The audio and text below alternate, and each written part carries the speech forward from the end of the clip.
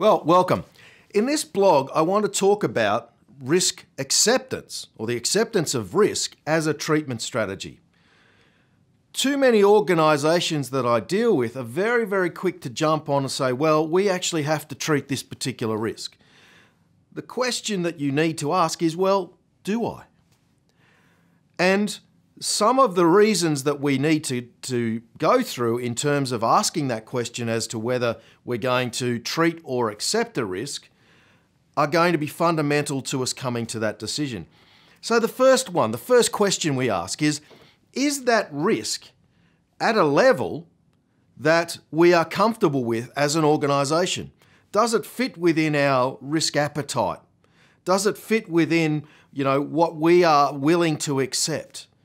Because if it is, then potentially we can just park it there. We will put it in the risk register and continually monitor it because it may actually become a higher level risk later.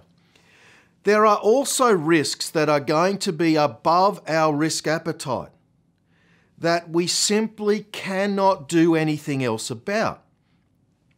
So somebody in the chain of command or within the organisation with the necessary level of authority needs to actually say, you know what? I am willing to accept that risk on behalf of the organisation, noting that there is nothing else that I can do about it. What I will do, however, is make sure that the controls around that particular risk remain effective. And you need to make sure to document, to cover off if something does go wrong. Then investigations can look and say, oh, okay, well, these guys did recognise that as a risk and they took this decision because of this.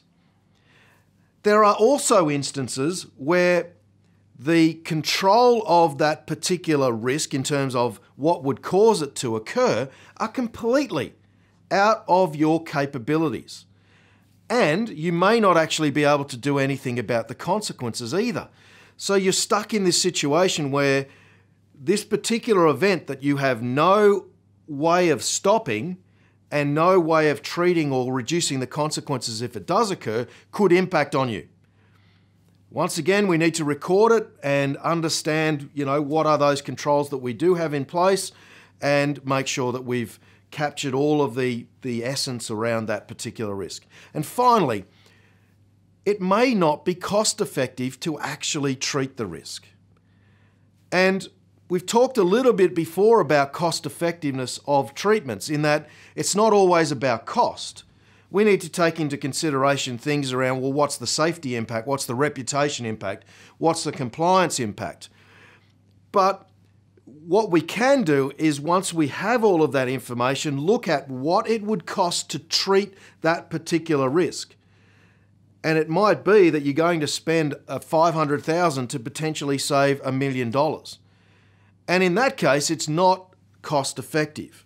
And even the WHS legislation identifies that the cost effectiveness is an element that needs to be considered when looking at safety risks.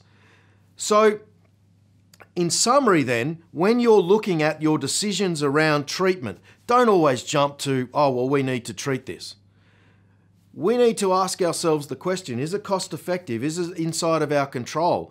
Is it within our appetite anyway, or can we physically do anything about this to reduce the level of risk?